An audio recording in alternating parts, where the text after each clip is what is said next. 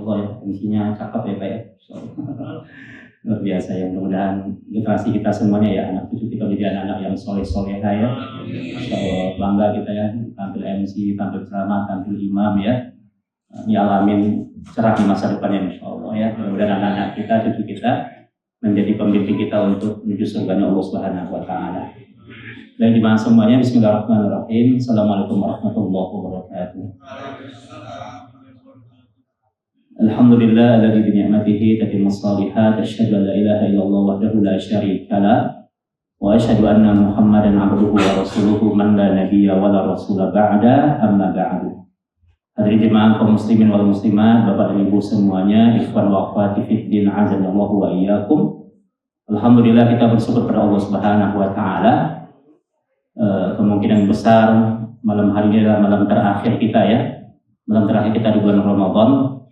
Dan kalau kita menyimak sebuah penuturan dari Al-Imam Ibnu Rajab Al-Hambali di kitabnya Lataiful Ma'arif halaman 271, kata beliau, para salafun as-saleh, orang-orang terbaik di zaman dahulu itu mereka menangis di penghujung Ramadan. Ya, hati mereka menangis di penghujung Ramadan.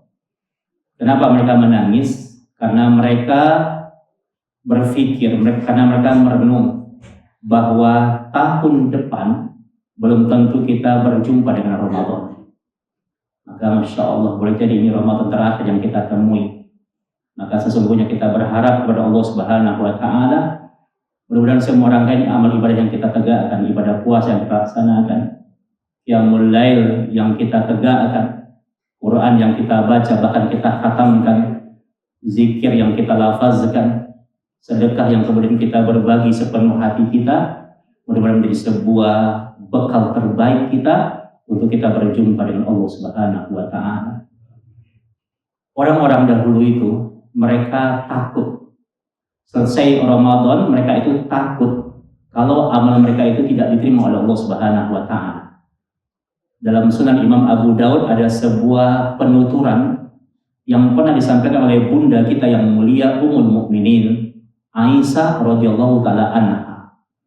Kata Aisyah, orang-orang dulu kata Aisyah, kanu yusallun, mereka rajin salatnya. Wahum yasumun, mereka rajin puasa sunnahnya.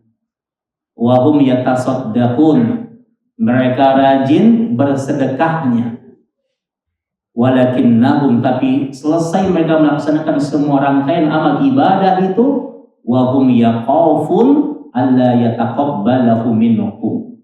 Jadi orang itu habis beribadah, habis Ramadan, mereka takut kalau amal ibadah mereka itu tidak diterima oleh Allah. Maka Masya Allah ya, orang dulu itu Pak, makin rajin ibadahnya, makin rajin sholatnya, rajin puasanya, itu makin takut Pak, makin takut kalau ibadahnya tidak diterima. Makanya kata Imam Ibnu Rajab, orang dulu itu kanu yad'unallaha, mereka berdoa kepada Allah 6 bulan. Jadi 6 bulan sebelum Ramadan doanya minta ketemu dengan Ramadan. Dan 6 bulan setelah Ramadan doanya minta kepada Allah agar ibadah Ramadan mereka diterima oleh Allah. Bayangkan Pak, 6 bulan sebelum Ramadan doanya apa? Minta ketemu dengan Ramadan.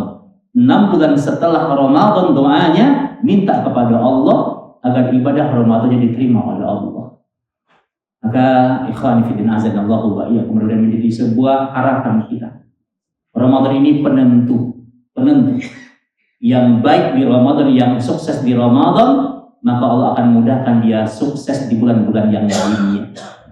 Tapi yang gagal di Ramadan, maka dia akan gagal di bulan-bulan yang lainnya. Maka tugas kita setelah ini adalah bagaimana kemudian kita merawat ketaatan kita pasca Ramadan, bagaimana kemudian kita meramadankan hari-hari kita setelah Ramadan.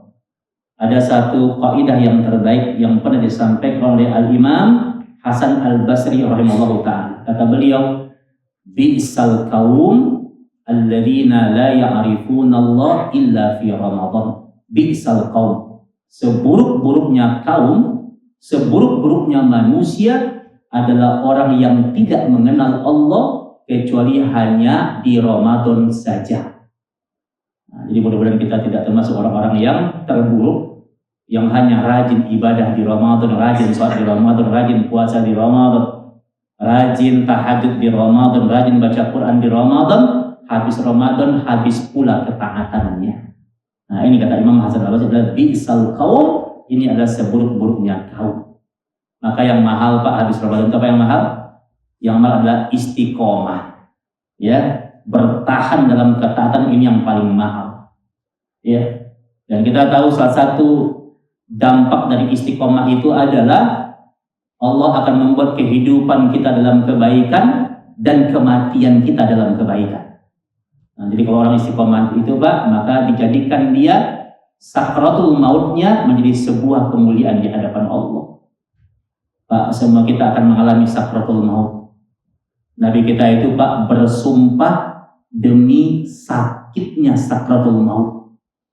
Ya, apa kata Nabi kita di hadis Sahih Bukhari, kata Nabi kita, wallahi, demi Allah, demi Allah, demi Allah, kata Nabi kita, fa inna lil mauti syakaratin. Sesungguhnya orang yang sedang sakarat itu dia mengalami sakit yang sangat luar biasa. Ada satu kisah yang menarik. Kisah ini terdapat di hadis Sahih Bukhari. Kisah tentang kondisi sakratul mautnya Ka'ab bin Malik radhiyallahu taala anhu. Antum kalau baca kisah tentang Ka'ab, masya Allah Pak. Ka'ab itu adalah seorang sahabat yang dipuji kalamnya. Perkataannya itu selalu perkataan yang terbaik. Sampai ketika Ka'ab itu diutus oleh Nabi ke negeri Yaman, itu Ka'ab dengan satu perkataannya bisa mengislamkan satu kabilah. Bayangkan satu kabilah yang paling besar di Yaman yang bernama kabilah Daus, itu pernah diislamkan karena satu kalamnya Ka'ab. Jadi Ka'ab itu diajak orang untuk bertauhid. Perkataannya santun, perkataannya penuh kelembutan, sampai dengan izin Allah satu kabilah itu masuk Islam. Dan Ka'ab seorang sahabat yang ahlul Uhud, dia ikut perang, ya, ikut pada peristiwa perang Uhud, dan dia dijamin masuk surga. Sahabat yang ahli ibadah. Tahu kita gimana kisah ketika saat Ka'ab bin Abi Malik mengalami sakratul maut, ketika nafasnya tersengal-sengal, terputus-putus nafasnya. Kemudian didatangi oleh Umar bin Khattab radhiyallahu taala anhu. Antum bisa cek kisah ini di Sahih Bukhari. Didatangi oleh Umar. Dan Umar bilang, kata Umar, ya Ka'ab, akhbirni 'anil maut. Wahai Ka'ab, apa yang engkau rasakan wahai Ka'ab? Engkau sedang mengalami sakarat ya Ka'ab, apa yang engkau rasakan? Akhbirni 'anil maut. Kabarkan kepadaku tentang kematian, tentang ajal yang mendatangimu, tentang sakarat yang sedang engkau alami. Ceritakan kepadaku wahai Ka'ab. Kata Umar bin Khattab radhiyallahu taala keadaanku. Apa jawaban Ka'ab? Ketika nafasnya terputus-putus dia, ketika keringatnya bercucuran, dia katakan, ya Amirul Mukminin, wahai Amirul Mukminin, kata Ka'ab, yang aku rasakan saat ini adalah ibarat besi yang berduri, dan besi itu dimasukkan ke dalam perutku sedalam-dalamnya, dan besi itu kemudian ditarik oleh manusia yang paling kuat, sekuat-kuatnya berkali-kali, sampai mematahkan tulang belulangku, sampai menghancurkan semua isi perutku, urat nadiku putus semuanya. Dan itu yang aku rasakan saat ini wahai Amirul Mukminin. Itu yang aku rasakan, kata Ka'ab bin Malik radhiyallahu taala anhu. Antum bayangkan ini, sahabat yang dijamin masuk surga, yang di surat An-Nur Allah memuji kejujuran Ka'ab, Allah mengakui keimanannya, dan dia tetap merasakan sakitnya sakratul maut. Allahu Akbar. Maka hari ini kita beribadah berhari-hari, bermalam-malam kita beribadah, tujuan kita untuk menghadapi satu hari itu yang bernama sakratul maut, dan itu penentu kehidupan panjang berikutnya. Ikhwan fitin, hari itu akan datang kepada kita ketika kita terbujur lemah, ketika kita dalam keadaan kehausan, keluarga kita yang menemani kita semuanya menangis, kita teriak sekencang-kencangnya tapi nggak ada yang mendengarkan teriakan kita. Maka ibadah Ramadan yang hari ini kita jalankan, kita ingin menjadi peringan sakitnya sakratul maut yang pasti akan kita alami, ya ikhwan.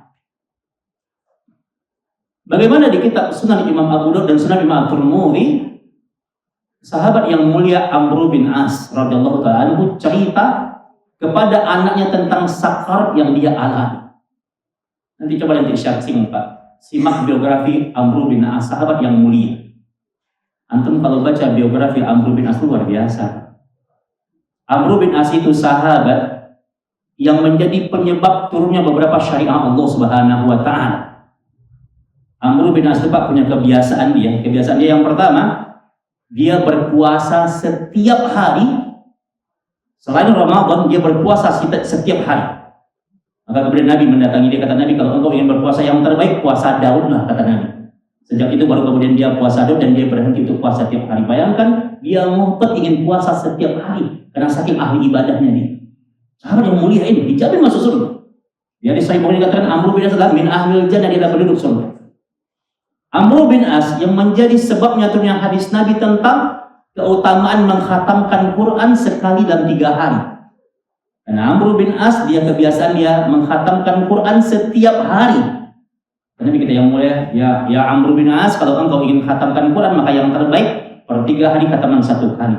Agar engkau bisa menjaga hak-hak Quran, membaca dengan tajwid dan makharijul huruf yang tepat. Amr bin As lah sahabat Nabi yang mulia, ketika masuk waktu ba'da Isya, maka dia tahajud sepanjang malam sampai subuh, sampai dia tidak pernah menyentuh istrinya di malam hari. Masya Allah, ahli ibadah ini. Ya. Dan Nabi mengatakan, kata Nabi, ya Amr bin As, sebaik-baiknya tahajud adalah engkau tidur dan kemudian baru engkau tahajud. Baru kemudian dilaksanakan sunnah Nabi dengan kaidah-kaidah yang benar. Tapi tahukah kita bagaimana kisah kematiannya? Di sunnah Imam Abu Dawud At-Tirmidzi dijelaskan dengan detail bagaimana Amr bin As mengalami sakitnya kematiannya. Ketika nafasnya tersengat-sengat, terputus nafasnya, dia dipeluk oleh anaknya. Siapa nama anaknya? Anaknya bernama Abdullah bin Amr bin As. Anaknya seorang yang soleh, seorang yang ahli ibadah. Anaknya dipeluk ayahnya Amr bin As. Dia katakan, ya abati, ya abati, wahai ayah anda, katanya. Siflana anil maut, wahai ayah, siflana, sifatkan kepada kami, ceritakan kepada kami apa yang sekarang engkau alami, wahai ayah. Apa yang sekarang yang engkau alami, wahai ayah? Maka ayahnya tersenyum, kata ayahnya, ya bunai, wahai anakku sayang, kata dia, yang aku hadapi saat ini adalah seperti telapak kakiku dipukul dengan pukulan yang begitu kuat sampai mengguncangkan kepalaku. Dan kemudian dadaku menyempit dan aku susah bernafas. Aku hanya bisa bernafas sebesar lubang jarum, bahkan lebih kecil daripada itu. Itu yang aku rasakan, kata Amr bin As radhiyallahu ta'ala anhu. Maka jemaah semuanya, kehidupan kita tidak akan berlama-lama kita. Di masjid kita yang tercinta ini dulu masih ada si fulan duduk bersama dengan kita. Masih ada si fulan ikut ngaji bareng bersama dengan kita.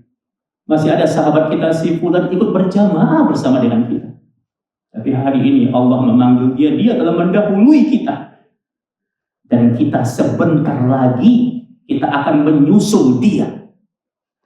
Maka ibadah Ramadan yang hari ini kita jalankan. Dan berbagai nas yang sahih di Al-Quran dan sunnah yang sahih, Nabi kita mengatakan tidak ada amalan yang terbaik yang bisa mengalahkan keutamaan ibadah di bulan Ramadan. Nah, tugas kita yang paling berat pada Ramadan adalah mari kita terus merawat ketaatan kita. Rawat ketaatan kita. Kebaikan yang telah kita ukir di Ramadan jangan disia-sia. Jangan disia-sia. Ini bekal kita untuk berjumpa dengan Allah Subhanahu wa taala. Mudah-mudahan Allah meringankan kematian kita. Setiap kita akan menuju liang lahat kuburan kita. Maka jemaah semuanya, kita berada di penghujung Ramadan.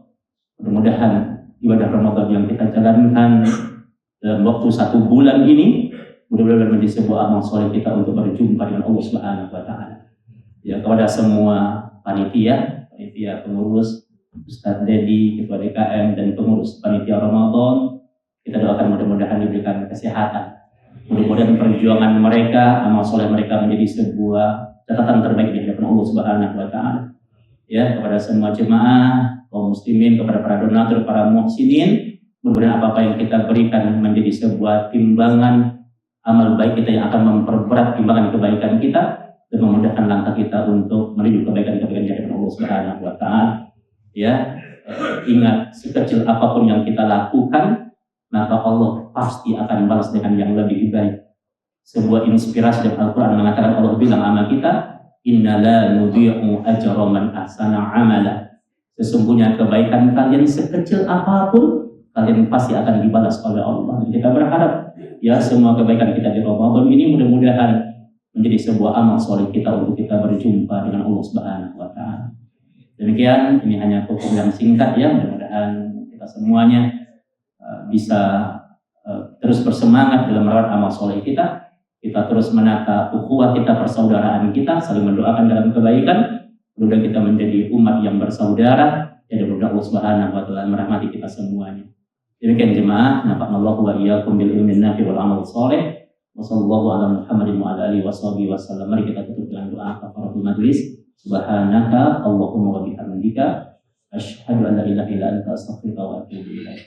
Wa akhiru da'wana alhamdulillahi rabbil alamin. Assalamualaikum warahmatullahi wabarakatuh.